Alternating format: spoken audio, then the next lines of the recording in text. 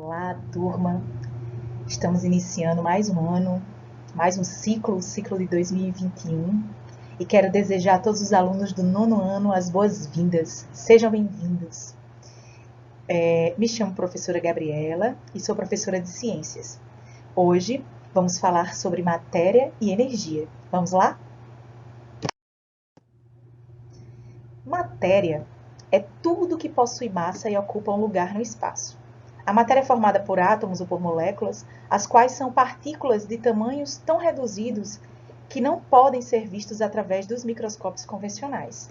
Aqui na imagem nós temos a foto da molécula da água e também de um átomo, com a presença de prótons, nêutrons e elétrons.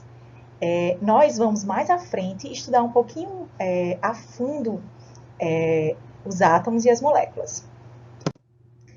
Então, a matéria ela pode se apresentar em diferentes estados físicos. Os estados físicos da matéria são estado sólido, líquido e gasoso. Em uma mudança de estado físico, ocorre uma alteração do estado de agregação das partículas que constituem a substância. Em cada estado físico, as partículas se apresentam em maior ou menor movimento. Então, percebam aqui que nós temos uma imagem de matéria no estado sólido, matéria no estado líquido e matéria no estado gasoso. Percebam que no estado sólido, as partículas elas estão mais agregadas, líquido menos agregadas e gasoso ainda menos. Nós vamos falar um pouquinho mais disso lá na frente. E uma informação importante é de que à medida que a gente muda, por exemplo, de estado sólido para líquido, ocorre uma agitação das partículas por causa da presença de maior energia, né? Muitas vezes, por exemplo, da energia térmica. Então, nós vamos falar um pouquinho disso lá na frente. Então, no estado sólido, as partículas estão próximas umas das outras. Elas possuem uma forte agregação entre si, o que dificulta sua movimentação. Essa agregação entre as partículas mantém a matéria com volume e forma constante no estado sólido.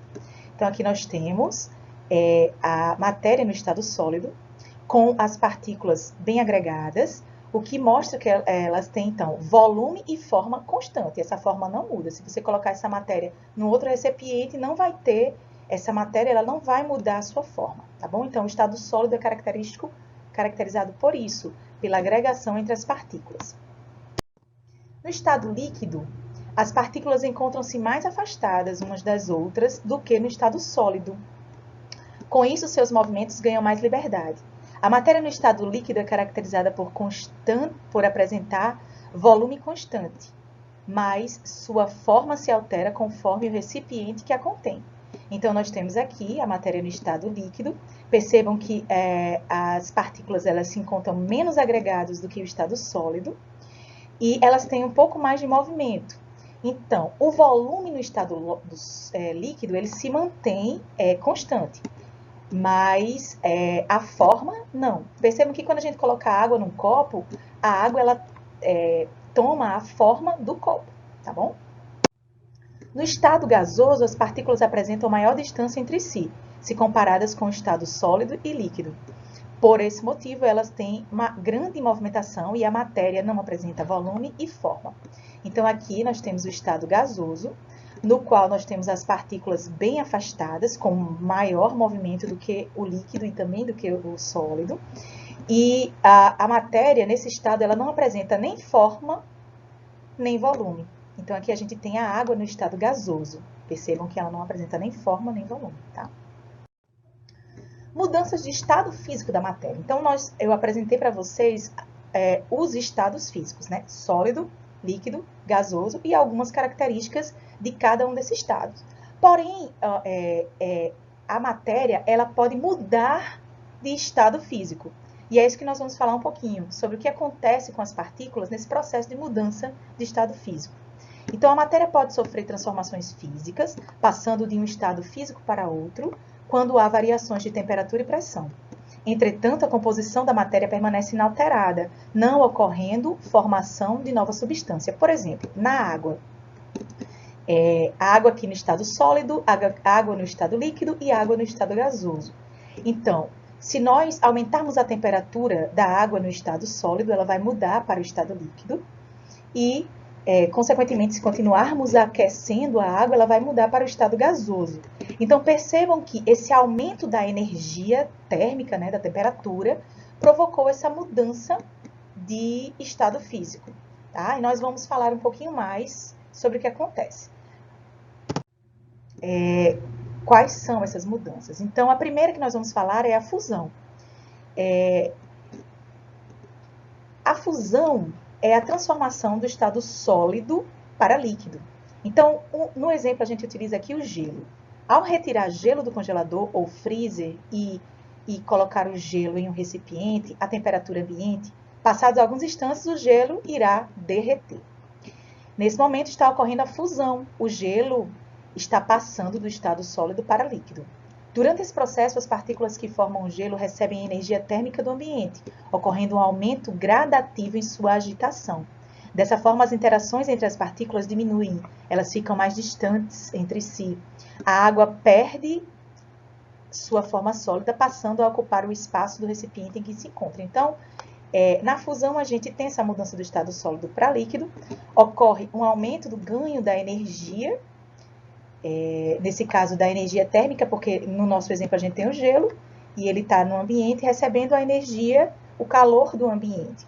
Então, as partículas, elas passam a não mais estarem bem agregadinhas, elas começam a se movimentar porque ganharam mais energia e ficam no estado líquido, né? Então, essa mudança de estado de sólido para líquido é chamado de fusão. Na fusão, nesse processo de mudança de estado físico, ocorre a temperatura ela se mantém constante quando está acontecendo a mudança de estado físico. Uma das propriedades desse processo de mudança de estado físico é o ponto de fusão, né? Então, é a temperatura na qual a substância passa do estado físico sólido para o estado líquido. Percebam aqui no gráfico que à medida que a gente aumenta a temperatura, aqui a temperatura, à medida que a gente aumenta a temperatura de um valor negativo, no caso aqui vamos falar do gelo, né? A água no estado sólido, então a gente passa a aquecer essa água, percebam que ocorre a diminuição aqui da temperatura, a água vai ficando mais quente. Quando chega a 0 grau, a água que está no estado sólido, ela começa a passar para o estado líquido e passa um tempo nessa temperatura de 0 grau, mudando o estado físico da matéria, de sólido para líquido.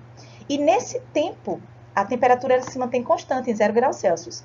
Então, essa temperatura em que a substância ela se mantém constante na mudança de estado físico é chamada de ponto de fusão, nesse caso, quando ocorre a mudança de estado sólido para líquido. A solidificação é a mudança de estado físico de líquido para sólido. Então, por exemplo, a água quando se torna gelo.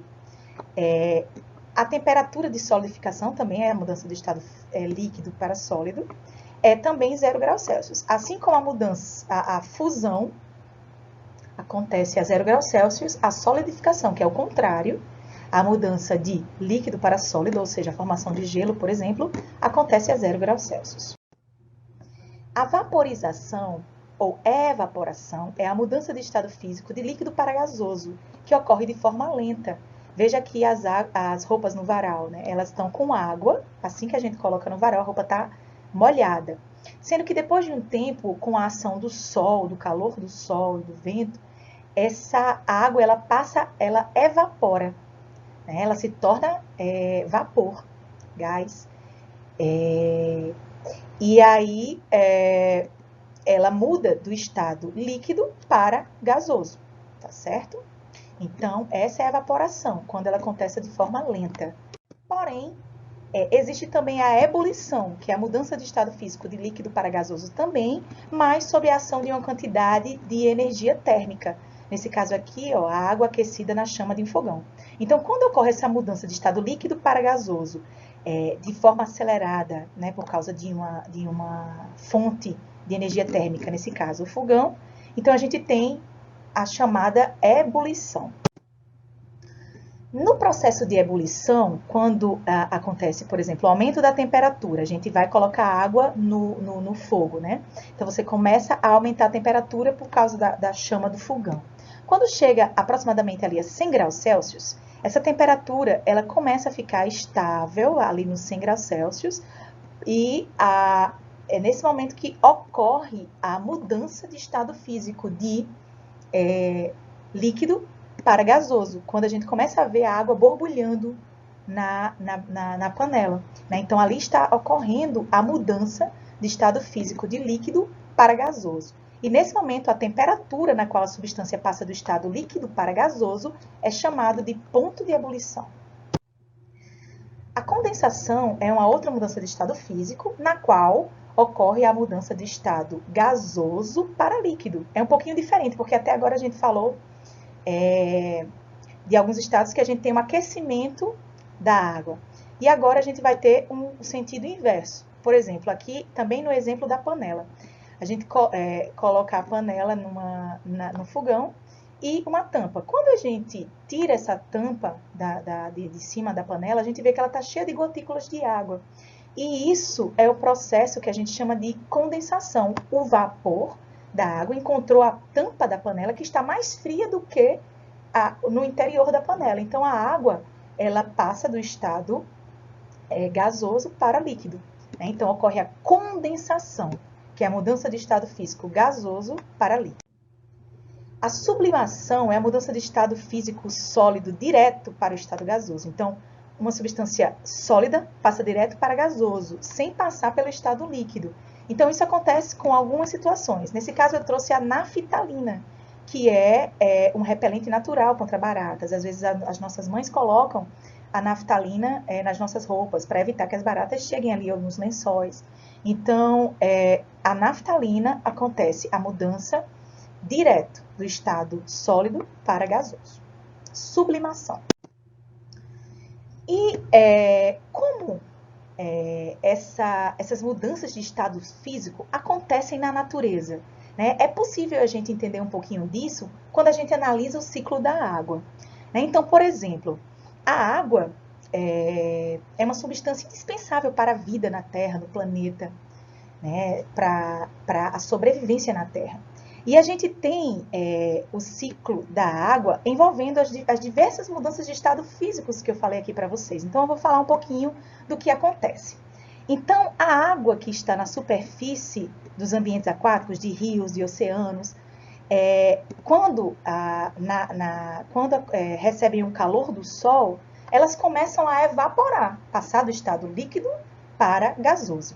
Bem como os vegetais e os próprios animais, quando eles transpiram, né, os animais e as árvores, os vegetais, também transpiram através da evapotranspiração, eles transformam, né, esse suor, essa transpiração em gás. Né? A água ela vai se transformar em gás. Então, no estado gasoso. Então, tanto a água da superfície dos ambientes aquáticos quanto da vegetação dos seres vivos, elas passam, então, do estado líquido para gasoso, através da evaporação e da transpiração, e evapotranspiração.